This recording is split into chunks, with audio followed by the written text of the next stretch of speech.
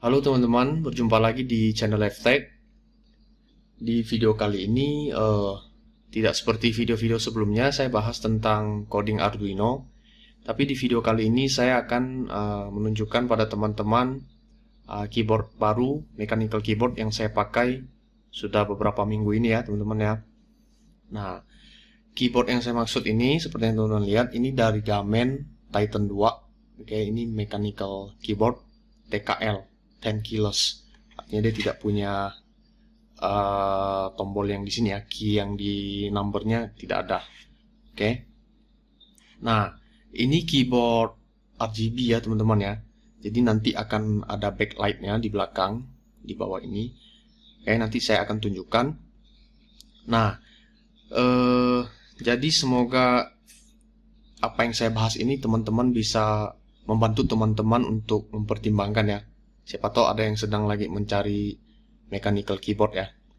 Nah, selama saya gunakan ini saat coding, saya rasa sih sangat enjoy ya teman-teman ya. Dan suaranya juga memberikan kesan yang mewah ya teman-teman ya. Karena suara dari switch yang ada di belakangnya ini, yang di bawah. Oke, kita langsung aja, nanti saya akan bahas juga tentang switchnya. Kita mulai dari packagingnya ya teman-teman ya. Nah, keyboard ini datang dengan packaging seperti biasa pada umumnya. Tidak ada yang spesial ya di sini ya, seperti ini teman-teman. Nah, ini warnanya merah. Jadi warna dasar dari Gamen itu merah ya teman-teman. Nah, ini ada tagline-nya teman-teman. Born for Winner. Oke, dan ada specification informasinya di sini. Nah, ini sudah sedikit sobek ya teman-teman, karena terlalu terburu-buru membukanya, terlalu semangat ya. Nah, isi dalamnya hanya keyboard dan kartu garansi ya teman-teman ya, dan kartu untuk panduan di sini. Jadi isinya seperti ini. Oke, panduan untuk backlight-nya dan lain-lain. Oke. Nah, jadi seperti ini modelnya. Cukup elegan ya teman-teman ya. Kalau saya lihat cukup elegan ini. Oke. Nah, nanti saya akan jelaskan beberapa function di dalamnya. Oke. Nah, ini untuk kartu garansinya ya. Kartu garansi belum saya isi. Nah, kemudian kita juga dapat satu puller ini. Puller untuk switchnya, untuk buttonnya ya teman-teman ya. Jadi perlu ada puller. Nah, sayang sekali di sini tidak dikasih untuk puller untuk keycapnya ya teman-teman ya. Jadi keyboard ini kan bisa dilepas ya ini ya, keycapnya atau apa nih, tombolnya ini ya bisa dilepas dan kita bisa tukar atau ganti-ganti sesuka hati kita ya. Nah, cuman dia tidak, di packagingnya tidak disediakan pullernya, hanya untuk switchnya saja. Oke, mungkin teman-teman mau lihat, saya bisa buka ini, cuman menggunakan puller. Saya punya puller yang lain sih di sini. Bentar ya teman-teman ya. Nah, kita buka pakai puller dari keyboard saya yang lain ya teman-teman. Nah, ini yang saya maksud, biar tidak rusak ya. Nih, teman-teman mau lihat isi dalamnya, kita coba.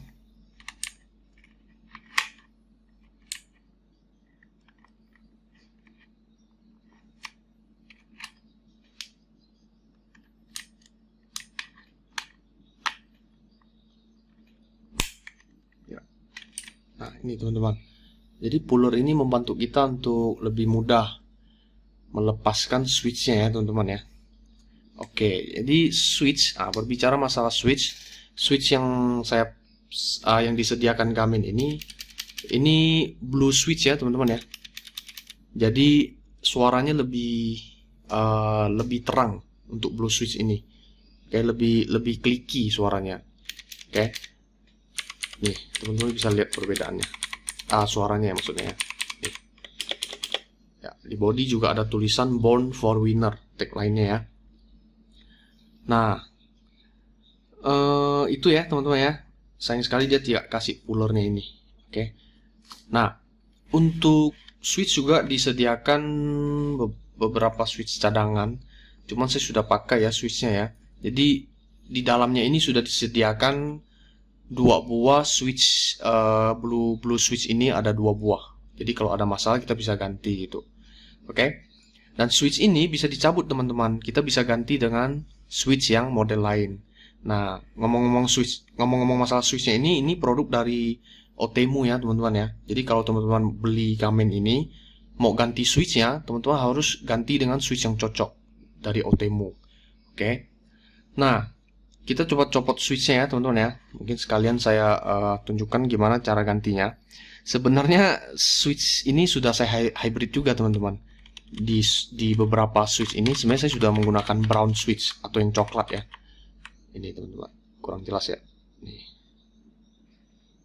Oke, nanti saya akan nyalakan. Ini coba saya tunjukkan cara pullnya dulu ya, pull switchnya. Teman-teman tinggal, ini kan ada pengaitnya nih. Tinggal masukkan ke sini. Oke. Bentar ya. Atau saya coba di switch yang sudah pernah saya lepas ya, teman-teman ya. Biar yang ini jangan diganggu. Nah, saya cabut dulu capnya ini. Kita salah pakai ya, pakai yang ini. Nah, kita cabut capnya. Nah, ini saya pakai yang brown di sini teman-teman. Perhatikan. Nah, ini warnanya coklat. Kita coba cabut. Cara cabutnya tinggal dimasukkan ke pengaitnya. Oke, kalau sudah kena, sudah terasa kencang, teman-teman goyang depan belakang. Oke, digoyang depan belakang baru cabut. Nah, seperti ini.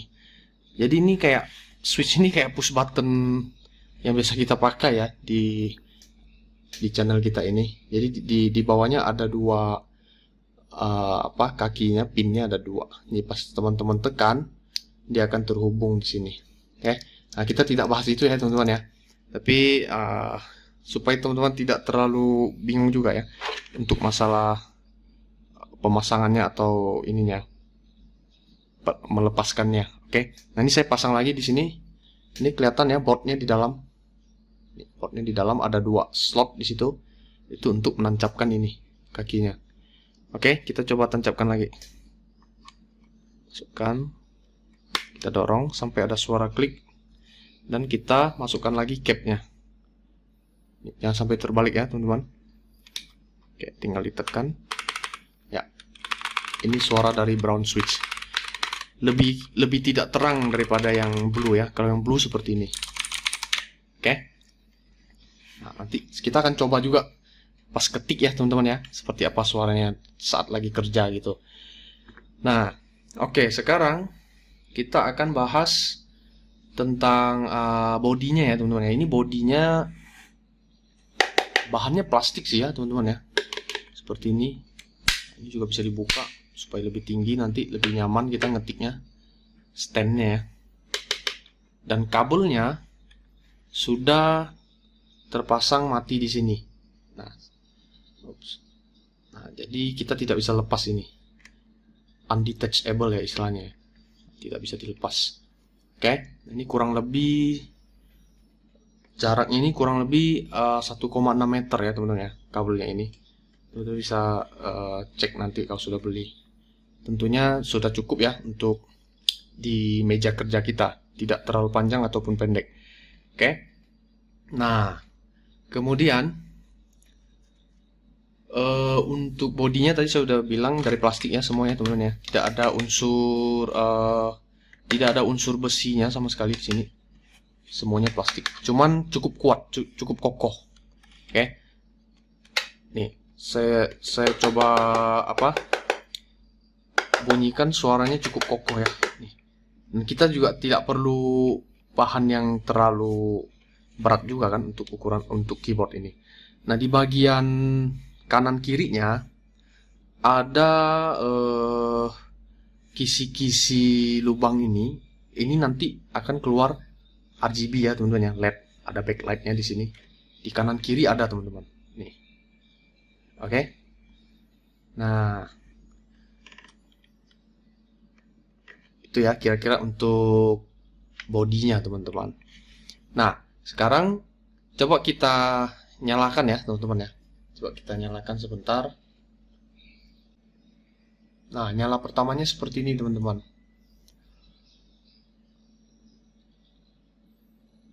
Oke. Nah, ini mode backlight yang sedang saya gunakan sekarang ya. Nah, teman-teman bisa ubah modenya. Terdapat 9 mode backlight yang berbeda. Oke. Dan ada 8 mode backlight untuk gaming, khusus gaming ya. Yang bisa kita ubah-ubah juga teman-teman. Dan bahkan kita bisa merekam sendiri LED mana saja yang mau kita nyalakan saat kita mengetik. Oke. Nah, saya mulai dari kekurangannya dulu ya teman-teman ya. Untuk keyboard Gamen Titan 2 ini kekurangannya adalah kalau teman-teman perhatikan baris LED-nya ini, backlight-nya ini. Oke, saya dekatkan ini. Itu setiap barisnya warnanya sudah ini ya, paten ya teman-teman ya. Satu warna aja gitu. Jadi dia memang RGB tapi per barisnya dia warnanya berbeda-beda gitu. Per barisnya itu maksudnya sudah paten, ini warna pink misalnya, ini warna orange, ini warna hijau. Nah, jadi dia tidak bisa seragam satu warna gitu. Jadi apa ya sebutannya ya? Mungkin lebih tepatnya semi-semi RGB gitu ya. Oke. Atau sebenarnya isi di dalamnya itu adalah LED yang single color gitu. Single color dan dipasang per barisnya beda-beda warna gitu. Jadi kesannya jadi kayak RGB gitu ya teman-teman ya. Oke. Nah, itu kekurangannya sih teman-teman yang saya rasa di sini. Oke. Nah, untuk mengubah modenya teman-teman tekan tombol Fn. Di sini ada tombol Fn ya teman-teman. Nah, ini Fn plus insert. Nah, di sini ada insert. Fn dan insert. Oke. Ditekan Fn-nya tahan, habis itu tekan, jangan dilepas, habis itu bersamaan tekan insert. Nah, dia akan berubah mode. Nah, ini mode yang kalau kita klik dia akan muncul warnanya tuh. Oke. Itu mode 1. Kemudian kita tekan lagi. Ah, ini mode 2, dia nyala semuanya tanpa kedip ya. 3. Nah, ini apa yang kita tekan nyala tuh. Dan redup lagi setelah beberapa detik.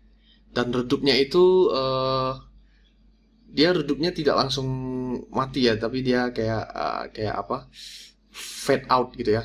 Mode-mode fade out gitu. Oke. Kita coba lagi mode yang lain. Nah, ini mode ini mode nafas ya. Breath. Oke. Jadi dia kayak bernafas gitu model LED-nya. Ini.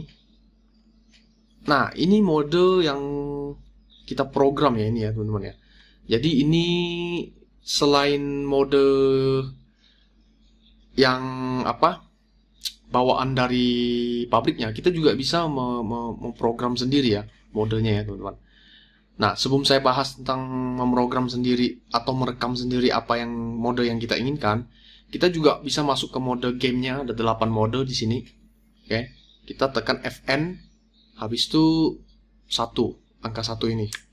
Nah, ini mode game yang pertama. Oke, tuh tombol A, S, D dan W-nya yang menyala dan juga arrow-nya di sini juga menyala ya, teman-teman. Kita coba yang 2. Oke, 3. Dia bisa sampai 10 ya, dari 1 sampai 0 di sini. Cuman yang bisa diprogram hanya yang 9 dan 0 ya teman-teman ya. Nih. Yang mode ke 9 dan 0 bisa kita program. Nih. Nah, ini yang tadi, yang hasil program kita. Nah, cara memprogramnya seperti apa? Teman-teman masuk dulu, misalnya mode ini teman-teman mau ubah ya warnanya ya. Maka teman-teman tekan Fn home ya teman-teman. Di sini ada tulisan home nih. Oke, kurang jelas nih. Ini ada tulisan home. Teman-teman tekan Fn home. Nah, setelah itu ini akan berkedip kan, teman-teman lihat ada LED yang berkedip.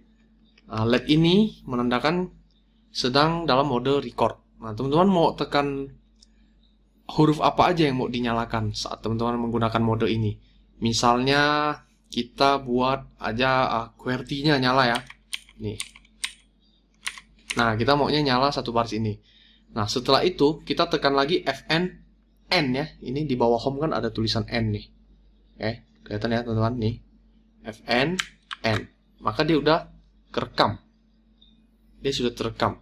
Kalau kita masuk ke mode lain misalnya mode 1 ya, kayak gini kan mode 1 tadi. Kalau kita balik lagi ke mode 9 tadi, dia masih ngingat mode yang terakhir kita rekam tadi. Itu cara merekamnya ya teman-teman ya. Nah, itu bagi teman-teman yang senang mengcustom dari nyala LED-nya, bisa mencoba cara yang saya jelaskan tadi ya teman-teman.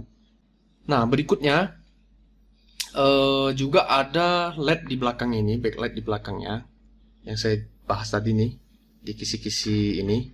Kita juga bisa bukan mengcustom ya, tapi mengubah modenya.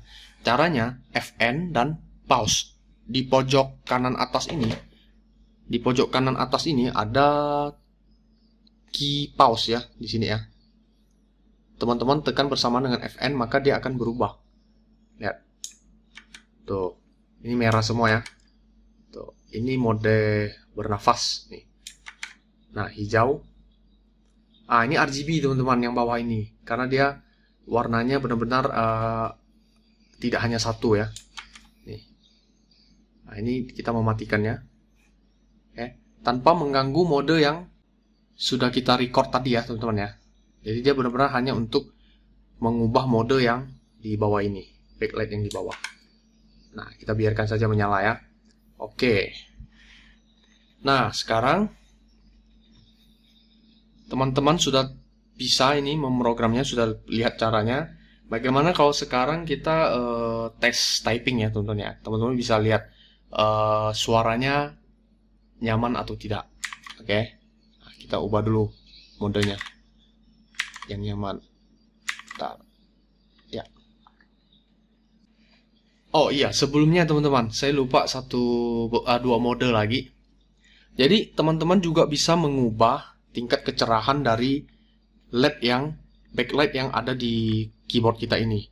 Cara mengubahnya, teman-teman tekan Fn, terus panah atas untuk meningkatkan kecerahannya. Fn panah bawah untuk menurunkan kecerahannya, tingkat kecerahannya. Oke, kemudian mode yang lainnya lagi, Fn panah kiri untuk mengurangi kecepatan dari pergerakan LED-nya. Kemudian Fn panah kanan untuk meningkatkan kecepatannya. Kita coba ya. Kita coba ubah modenya dulu ya. Kita coba ke mode game. Coba kita nyalakan. Ini ya. Kita naikkan kecerahannya. Bisa lihat ya teman-teman ya, makin cerah ya. Ini saya turunkan lagi. Arrow bawah tuh. Mati semua. Kita sekarang coba buat dia berkedip ya teman-teman. Coba. Nah, ini kan tingkat kecepatannya segini ya. Coba kita turunkan. Kita ke kiri. Fn panah kiri. Nah, itu melambat ya teman-teman ya. Walaupun kurang terasa sih. Kalau saya lihat kurang terasa. Nih. Coba kita pakai mode yang lain. Kita naikkan kecepatannya. Kelihatan ya teman-teman, berubah. Dia makin cepat. Kita kurangin lagi. Ini Fn-nya saya tahan ya teman-teman ya. Tuh. Makin berkurang ya. Oke. Nah, sekarang kita tes typing ya teman-teman ya. Oke.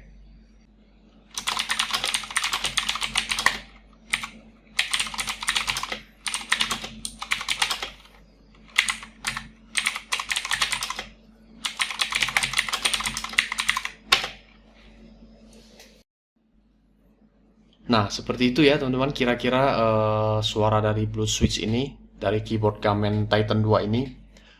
Nah, sekarang kita masuk ke segmen tentang pendapat saya pribadi ya teman-teman. Nah, kurang lebih saya beli ini sudah sekitar 2 mingguan. Sejauh ini saya pakai keyboard ini dengan nyaman ya teman-teman ya. Jadi tidak ada keluhan dalam memakai keyboard ini. Paling yang saya sayangkan hanya warna RGB-nya ini aja ya, gitu. Untuk modenya sendiri pun saya cukup senang gitu.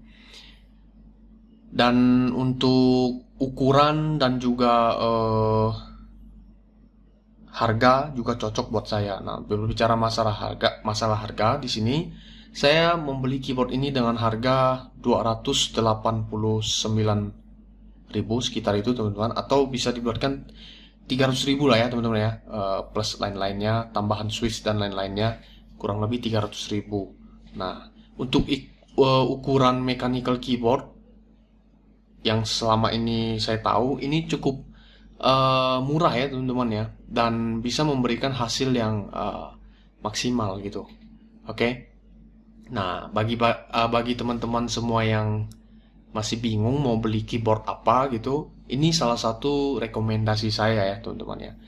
Nah, sebenarnya masih ada lagi keyboard lain yang saya mau bahas. Saya juga masih punya satu, cuman saya akan bahas di channel saya yang lain ya teman-teman ya. Nah, channel saya yang satunya lagi namanya Fun World. Nah, teman-teman bisa lihat tulisannya di layar. Nah, di situ saya mengupload konten-konten yang berbau game ya teman-teman ya. Tapi sebenarnya itu bukan saya yang main sih sepenuhnya. Itu ada ya teman-teman atau bagian dari tim LiveTech ya yang mengisi video-video di channel tersebut. Bagi teman-teman yang suka dengan game, contoh Genshin Impact dan lain-lainnya ya, bisa Mobile Legend dan game-game baru, saya upload di situ ya teman-teman ya. Nah, itu saja mungkin ya teman-teman yang bisa saya sampaikan di video ini. Lebih kurangnya saya mohon maaf. Semoga bisa bermanfaat bagi teman-teman semua. See you in the next video.